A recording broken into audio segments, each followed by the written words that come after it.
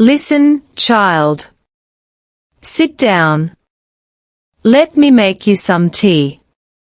No, no, don't help. You just sit.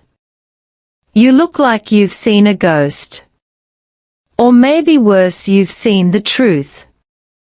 And truth, my dear, is the one thing no family knows how to wrap nicely in gift paper. I am going to tell you a story. Not a fairy tale. Not a parable from the holy books.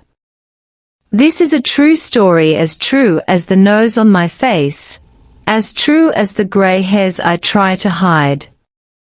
It happened to a woman I know. Let's call her Mina. Mina was 52 years old when she thought she knew everything about her family. Foolish woman. But aren't we all? Mina grew up in a house that smelled of cardamom tea and old newspapers. Her father, Rashid, Uncle God rest his soul, was a postmaster. A quiet man. He wore pressed trousers even on Fridays. He never raised his voice. He kept a small garden of mint and marigolds in the back. Every evening at 6, he would sit on the veranda, sip his tea, and read the newspaper from front to back. Obituaries first. Then the sports section. Then the front page. In that order. Mina's mother, Shahnaz auntie, and here I must pause to take a deep breath, was a force of nature. She was the kind of woman who could make a feast out of nothing, who could scold you and feed you in the same sentence, who remembered everyone's birthday and everyone's sins. She ran the house like a small kingdom. And in that kingdom, there were 3 children, Mina, her older brother Javed, and her younger sister Saima. They were a normal family. Or so Mina believed. Normal fights. Normal silences. Normal secrets. But here's the thing about secrets, darling. They are not normal. They are tumors wrapped in cotton. They grow in the dark until one day pop they burst through the wallpaper. Let me take you to the day everything changed. It was a Thursday. Not a Monday, not a dramatic Friday. A boring, beige-colored Thursday. Mina's mother had passed away 6 months earlier. The house felt wrong without her, too quiet, too clean, as if the dust itself was afraid to settle. Mina had gone to the old family home in Lahore to sort through her mother's things. The closet. The almirah. The steel trunk with the rusty lock that no one had opened in 30 years. Why would anyone keep this junk?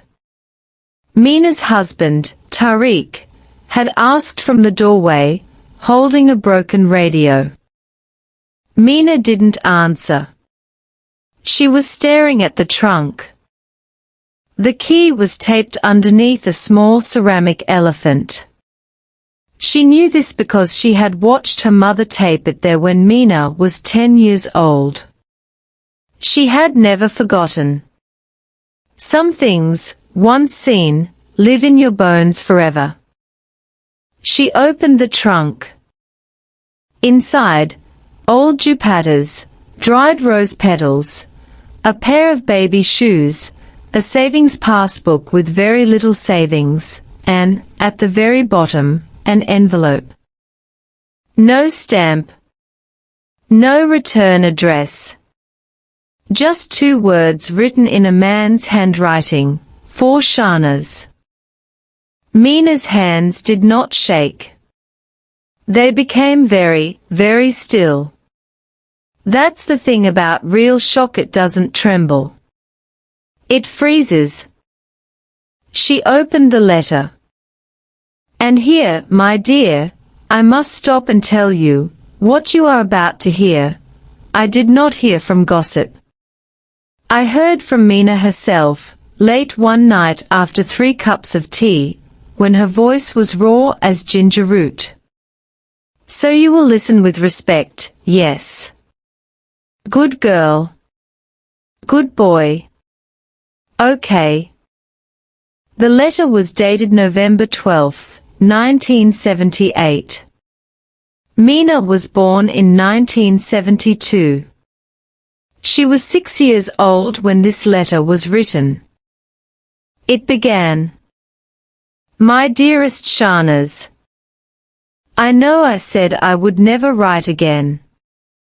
And I know you told me to forget you. But how does a man forget his own daughter? Mina is 6 now. I saw her last week at the school gate. She has your eyes, but she walks like me. The teacher called her name Mina Akhtar, and I almost fell to my knees. She carries my surname, Shahnaz. She carries my blood. And she will never know my face.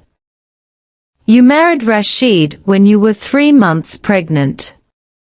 A good man. A decent man. I know why you did it. My family would never have accepted you. My mother called you that girl from the wrong side of the bridge. I was weak. I let them win. I let you go. But I have never stopped loving her. Or you. I am not writing to ask for anything. I am writing because I am dying. The doctors say 6 months, maybe less. I have no right to ask this, but if you ever need anything for Mina money, a reference, a name, there is an envelope with my lawyer. I have put aside property in her name. Not for you. For her. For when she turns 21. Please don't hate me. I have hated myself enough for all of us. Yours, in another life. Faraz. Mina read the letter 3 times. Then she put it down. Then she picked it up again. Then she walked to the bathroom and threw up.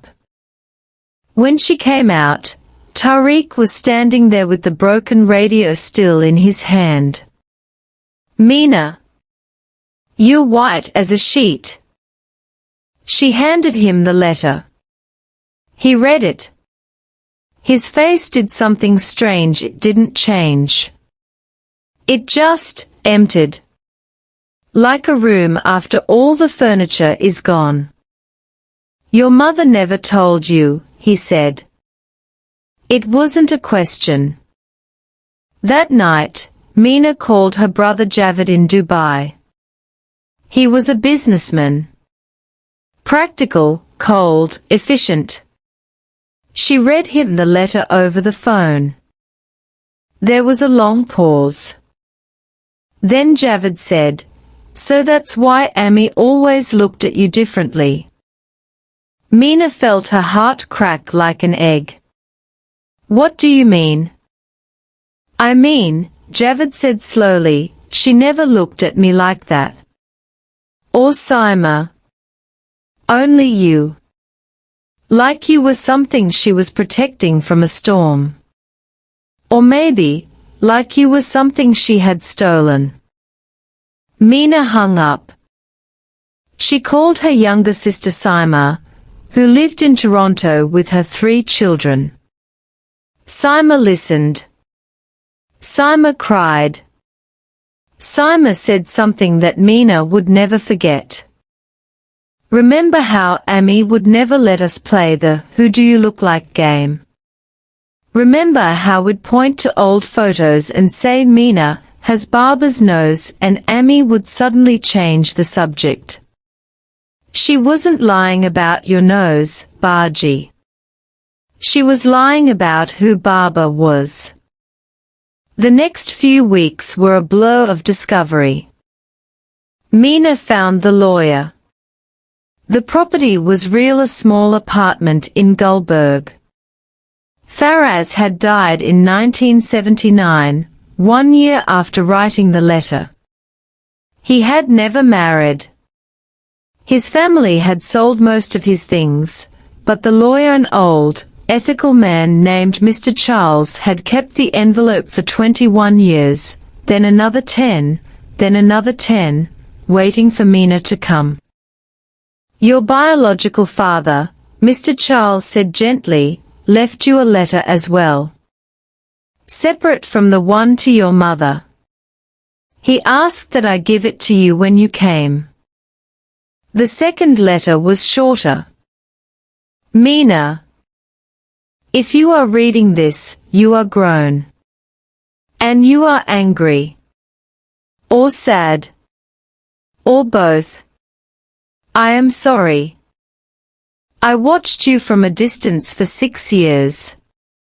I saw you fall off a bicycle.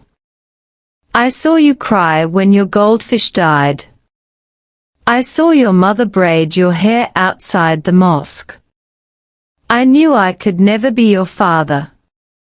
But I want you to know you were never a secret I was ashamed of. You were a miracle I was too weak to hold. I hope you have a good life. I hope you laugh loudly. I hope you break things and fix them. I hope you love someone so much that you would lie to protect them. Because that's what your mother did. She lied to protect you. Don't be too hard on her. Your father. Faraz. Mina sat on the floor of Mr. Charles's office and wept. Not the pretty weeping of movies. The ugly kind. The kind where snot and salt mix together, and you don't even care. She wept for the father she never knew. She wept for the mother who carried a secret for 50 years. She wept for herself, the 6-year-old at the school gate, unaware that a dying man was watching her from across the road. And then she wept for Rashid. Because he is the part of the story that will break you, my dear. Rashid, the man who raised her, the postmaster, the quiet man with the pressed trousers, he knew. Of course he knew. Mina went back to the house. She found his old diary in the same almirah, hidden under a loose board. The entry was dated March 3, 1973, 4 months after Mina was born. Shahnaz told me everything tonight. She cried for 3 hours. I held her hand and I said, "This child has no fault. She is yours. So she is mine. I will never treat her differently. I will never speak of this. I will take this secret to my grave. Her name is Mina. It means love. And I already love her more than I thought I could love anything." Mina closed the diary. She looked up at the ceiling. The same ceiling her father, her real father, the one who chose her, had looked at for 40 years. And she understood something that took her 52 years to learn. Family is not blood. Family is the person who stays when they have every reason to leave. Family is the postmaster who raised another man's daughter and never once made her feel like a stranger. Family is the mother who lied to protect her child from shame. Family is even the biological father who watched from a distance and wrote letters he knew might never be read. So what did Mina do? She did what any good Desi woman would do. She made tea. She called her brother and sister. She flew to Dubai and Toronto and sat with them. She told them everything. And together the three of them, they went to their mother's grave. Mina knelt down. She placed her hand on the cool marble.